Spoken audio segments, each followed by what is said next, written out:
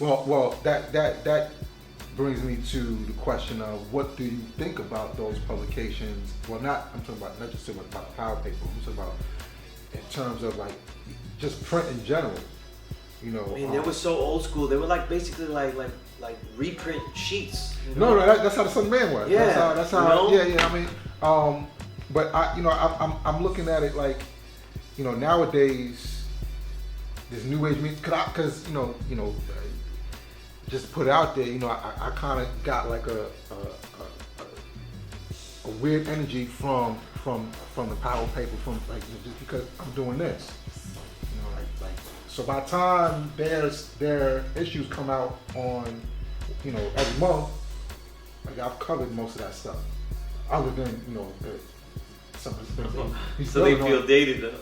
I mean, but it's almost like with the whole Star Mel thing. You know, I came up here to build with Star Mel about, you know, the STG thing and what he was doing. I put it out. I get a call like, "Yo, what you doing? I'm about to put that in the paper." Da, da, da. Like, but I'm not even in tune with you. You didn't call me and tell me. It's not like I'm doing it to be against you, but like, yeah, like, okay. I'm again, like, it's almost like I'm being put in a position to be an ass, but like, nobody at the power paper is a journalist. Nobody. So they don't know how to write a story and get unique aspects of the features. I could write about the same person somebody else wrote. That's what we did in music, right? Mm-hmm. Right? You know, God, that when the artist came out with their album, though, we'd have to be in there in an assembly line of interviews.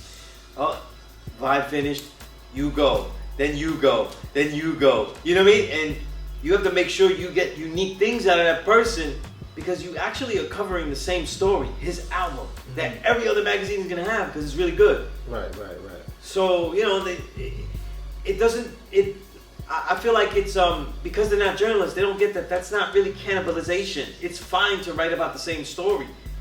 You know, it's fine to have it in print if they make sure that they have special questions that are unique. You know what the benefit of it is? If he gets to hear, if you come out first, he gets to hear what you asked and make sure he puts something a little bit extra in there. And it's also assuming that everybody that reads the power paper is gonna be watching your video. And that's not always the case. Yeah, right. Somebody incarcerated might be their 100% news form is the power paper. So I don't know. I don't know why these things cause problems though, but it does, and it's like well, you know, but it's the different. We don't. First of all, we don't all agree. I just want to get on that non-cyclical. Sure. We don't all agree. You know, and it's interesting that you brought up, you know, talk about journalism, which kind of segues into the, you know, something that I've seen recently, and I think you reshared it about like, you know, like podcasting is not journalism. You know, like that's conversation. It depends. It depends who does the podcast. Well, I mean, you know, and right now we have veteran rappers who are you know, basically using their personality and their. They only get the story because the story was not gotten correctly by the journalist, though, and that's the only reason they have the original story. See, artists back then they were hard to get the story out of. You know what I mean? There are a lot of legends that I've had horrible interviews with. That gave great interviews later, because they're more used to it. Right. You know what I'm saying? They're more used to it. So I just think like this new surge of the newness of it. I don't, and that goes back to like even the trap stuff. And I know you have to feel away about it, but you know,